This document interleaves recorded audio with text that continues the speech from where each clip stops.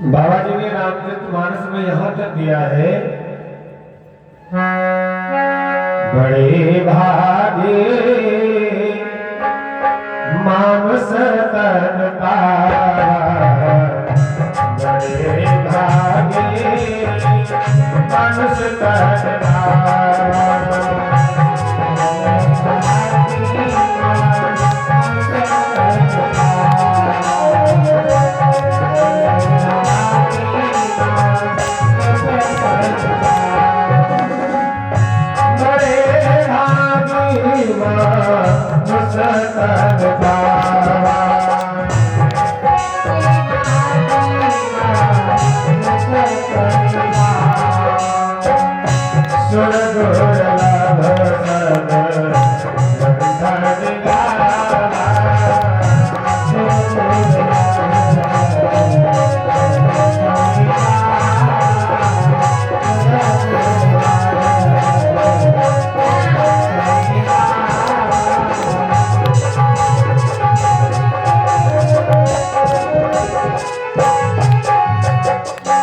बड़े भाग्य मानस तन पावा, सुर दुर्लभ सदगन तन गावा। बड़े भाग्य के द्वारा ये मानव का तन में शरीर प्राप्त हुआ है। सुर दुर्लभ, देवताओं को दुर्लभ मिला मानव का तन, मानव का शरीर, ये परमात्मा ने हम और आपको प्रदान किया।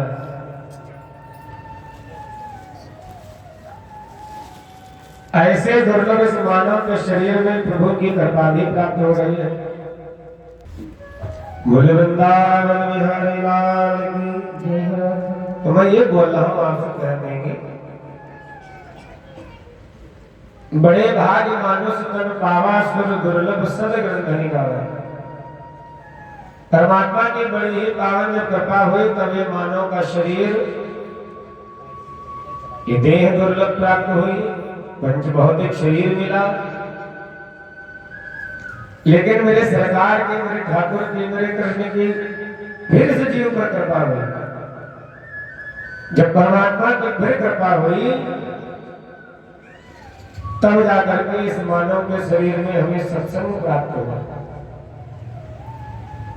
विद्वानों ने तो यहां तक कहा है, और श्री सुखदेव भगवान राजा परीक्षित को कथा श्रवण कराते हुए कहते हैं, राजन भाग्योदय न बहु जन्म समर्जितेन,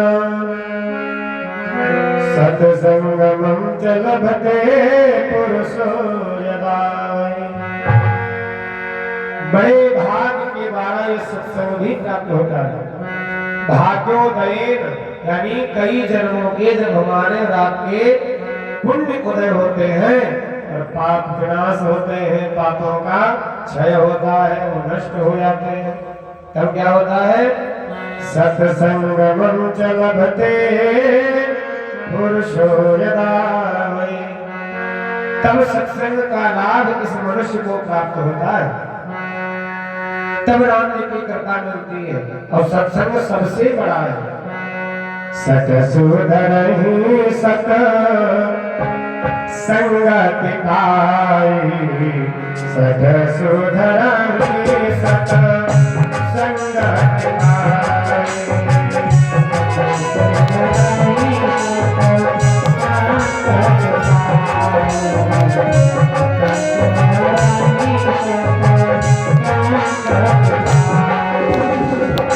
सत सुधरहि सत संगति पाई।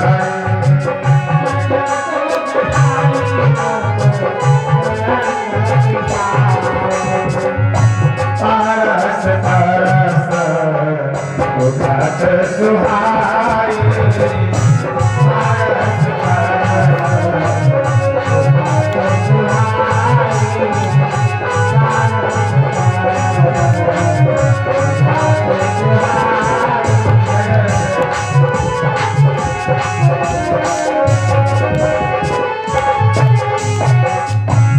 सत सुधरहि सत संगति पाई, पारस परस कुघात सुहाई। जैसे पारस बिटिया को स्पर्श करा दिया जाए किसी लोहे में, तो लोहे को सोना बनाने की क्षमता रखता है वो पारस मणि। लोहे को भी स्वर्ण कर दे वो पारस मणि। बाबा जी कहते हैं सत्संग में क्या है, एक पारस मणि की भाग्य है। ये सत्संग प्राप्त हो जाए तो मनुष्य जीवन अनमोल सोना बन जाता है। यानी दुष्ट से दुष्ट, पापी से पापी भी सत्संग पाके सुधर जाता है। या तो आप संत के चरणों को पकड़ लो, संत कृपा करेंगे, गुरुजन कृपा करेंगे, तो भगवंत को पकड़ करके आपसे मिला देंगे। जैसे हनुमान जी महाराज संतों के भी संत है, राम और लक्ष्मण जी को ले जा करके सुग्रीव से भेंट कराते मिलाते। सुग्रीव तो मिलना ही नहीं चाहता था। या तो भगवंत की कृपा हो जाए, भगवंत की कृपा हो जाए तो संत से मिला देते हैं, और संत से मिल जाओ तो वो भगवंत से मिला देते हैं। संत हमारे वास्तविक रूप का दर्शन कराते हैं। गुरुजन हमारे मानव जीवन के वास्तविक तत्व को समझाते हैं। हम वास्तव में क्या है, हम अपने को मरने वाला समझते हैं। विद्वान कहते हैं जीव अपने को मरने वाला समझ लेता है, मानव अपने आप को मरने वाला समझ रहा है कि हम तो मरने वाले हैं, ये मेरा है, ये तेरा है, वो उसका है, वो उसका है। नहीं मेरे भाई बंधु, आप अमर थे, आप अमर हो, आप अमर रहोगे। आप मरने वाले नहीं हो, क्योंकि आप वास्तव में शरीर नहीं हो। आप क्या हो? आप शरीर नहीं हो, फिर क्या हो? ईश्वर अंश जीव अविनाशी, चेतन अमल सहज सुख राशि।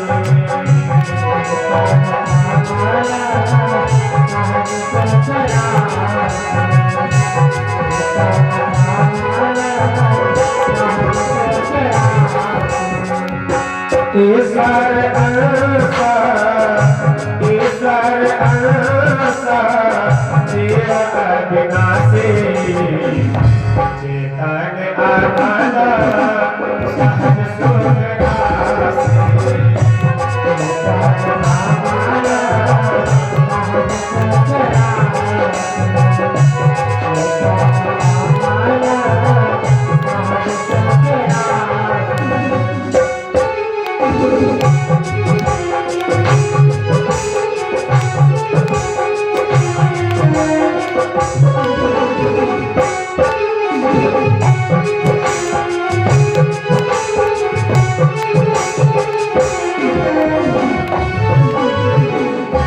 ईश्वर अंश जीव अविनाशी, चेतन अमल सहज सुख राशि। हम और आप चेतन है, अमल है, सहज सुख की राशि है। तो फिर अपने को दुख क्यों होता है जब सुख की राशि है? राशि तो वो होता है जिसके विषय में ये ज्ञात ही ना हो कि कितना होगा।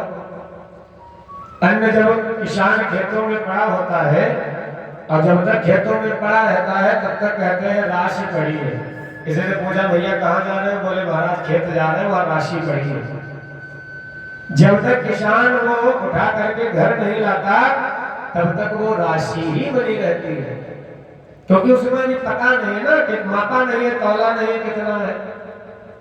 घर लाए तो अंदाजा होगा कितना होगा, तौला गया, नापा गया, भरा गया, तो क्या बोले?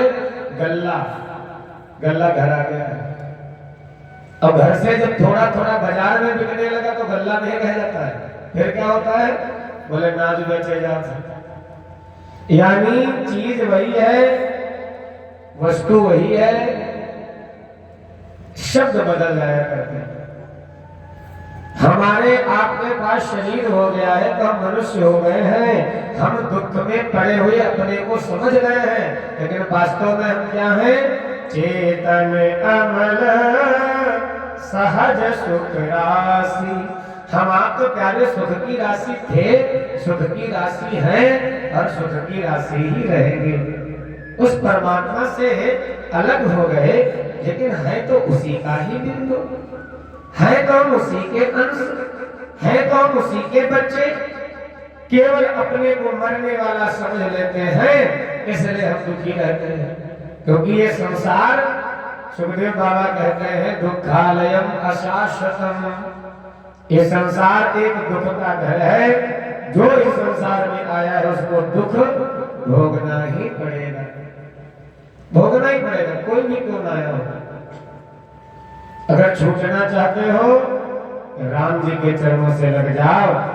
अब ये इतना सरल नहीं है कि राघव जी के चरणों से आप जुड़ सको। ये सुलभ मेरे भैया बहनों तब होगा जब किसी गुरुजन के चरणों को पकड़ोगे, किसी संत के सानिध्य में बैठोगे, कहीं सत्संग में बैठोगे। क्योंकि प्यारे बिनु सत्संग विवेक न होई, राम कथा बिनु सुलभ न सोई।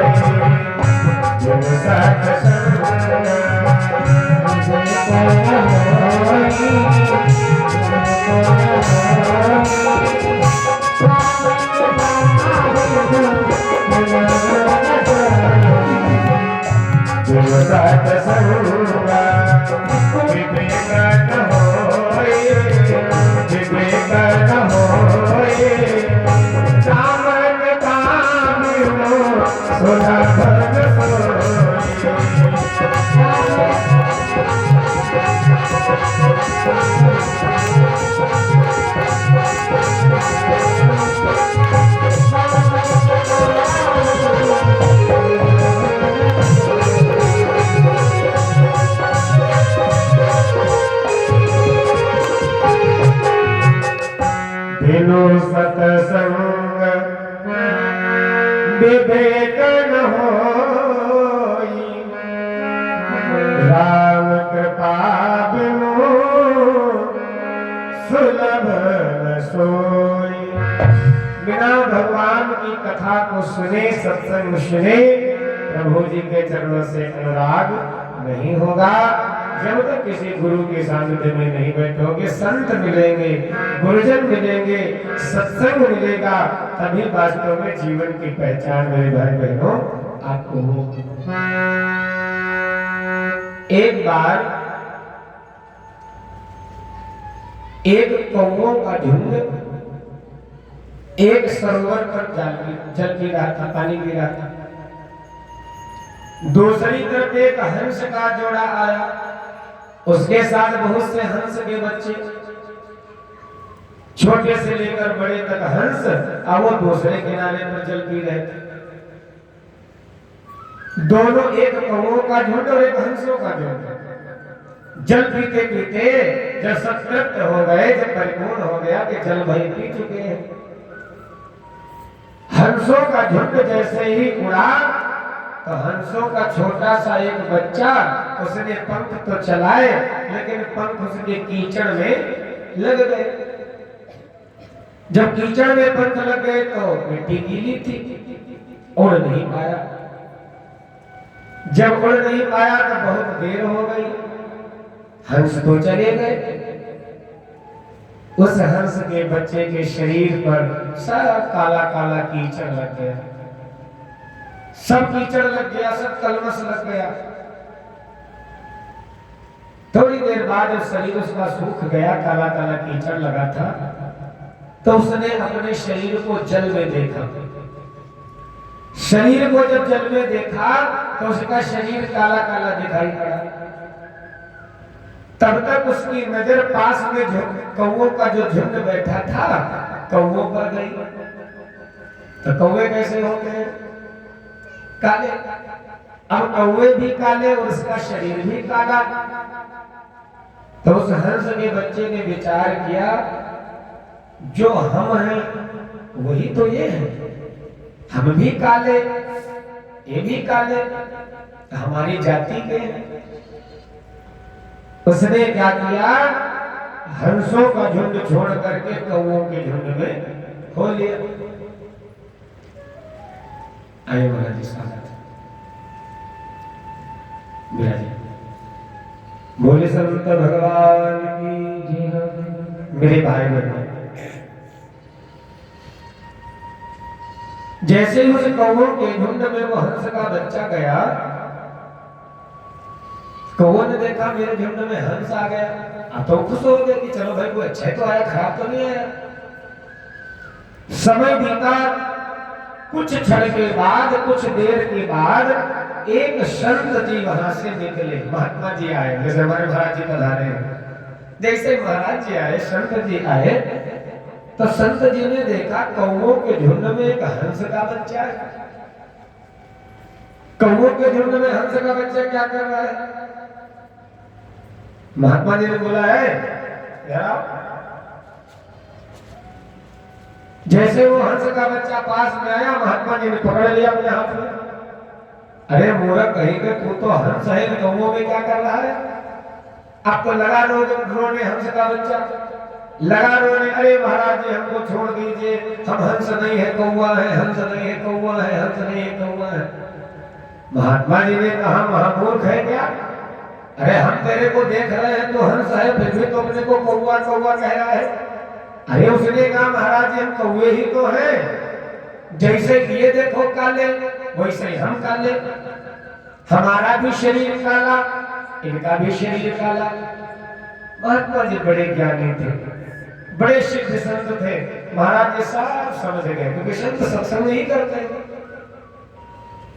महाराज जी ने क्या किया, संत जी ने उस हंस के बच्चे को पकड़ा जो अपने को कौआ माने बैठा था, उसी सरोवर के जल को डाल डाल के खूब रगड़ रगड़ के उसको नहलाया, खूब साफ किया। अब क्या था, उसको बनाना कुछ थोड़ी ना था, वो तो पहले से हंस है, केवल उसके ऊपर जो कीचड़ लग गया था, उस कीचड़ को धोने की जरूरत थी। महाराज जी ने बड़े भाव से उस कीचड़ को साफ किया। जब वो साफ हो गया, पंख सूख गए, महाराज जी ने जल में दिखाया, देख मोर कहेंगे तो कौआ है या हंस है? आहा, बड़ा दिव्य स्वरूप उसने पाया। तो महाराज जी से बोला, संत जी आप न मिलते तो मैं अपने आप को पहचान ही न पाता। लेकिन महाराज जी हमने तो देखा तो मेरा शरीर सब काला काला था, हमने कौआ मान लिया। संत जी बोले, लल्ला अपने जीवन में राग, द्वेष, ईर्ष्या, तृष्णा, माया, मोह, मद, मत्सर, अहंकार, ये जितने भी दुनिया के कीचड़ लगे हैं ना, जिस दिन ये कीचड़ छूट जाएंगे उस दिन आप क्या हो? ईश्वर अंश जीव अविनाशी। उसी दिन पता चल जाएगा तुम अविनाशी हो प्यारे। लेकिन कब पता चलेगा? जब किसी गुरु, किसी संत के चरणों को पकड़ोगे और वो ज्ञान रूपी साबुन से तुमको रगड़ रगड़ के धोएंगे। और जिस दिन ज्ञान रूपी साबुन से धोएंगे उसी दिन अपने दिव्य स्वरूप की पहचान हो जाएगी। प्रेम से बोले गुरुदेव भगवान की। इसीलिए तो गाते हैं महात्मा, इसीलिए तो संत गाते हैं, संतन के संग लाग रे तेरी अच्छी बनेगी, संतन के संग लाग रे तेरी अच्छी बनेगी।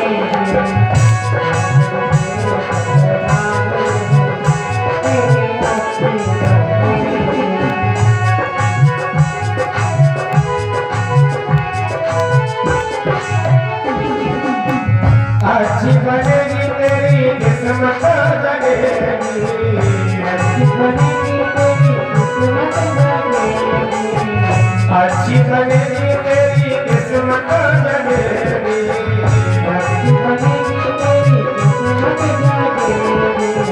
संतन के संग लाग रे तेरी अच्छी बनेगी।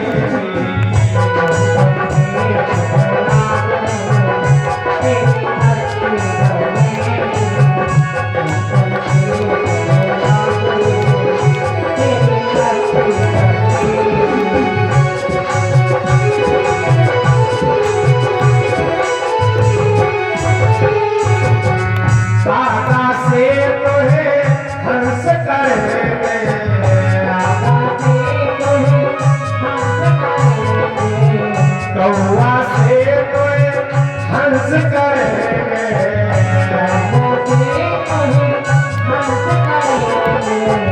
मिट जाए उड़ते दाग तेरी अच्छी बनेगी मिट जाए उड़ते दाग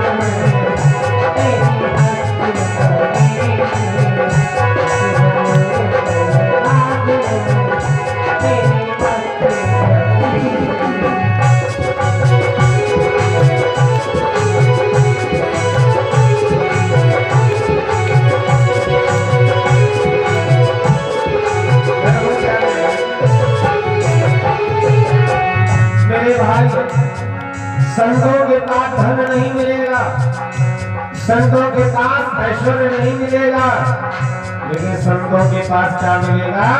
ये दुनिया का सबसे अनमोल खजाना है। संतन संग करो पुण्य कमाई,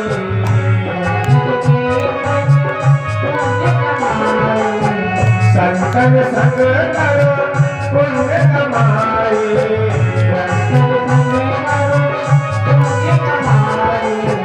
पुण्य कमाई करे पुण्य कमाई,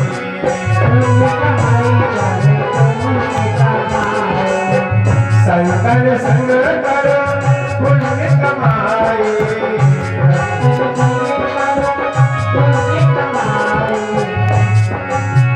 होए तेरो बड़ो भाग तेरी अच्छी बनेगी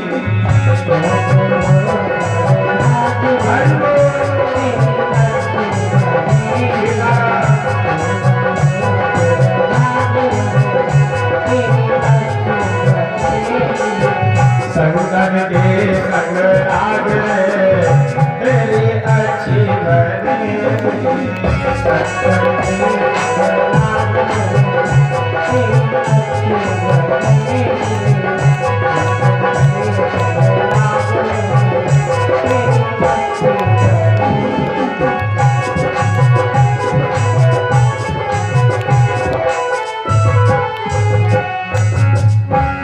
वृंदावन बिहारी लाल की, श्री बाबा हनुमान जी महाराज की, पूज चरण गुरुदेव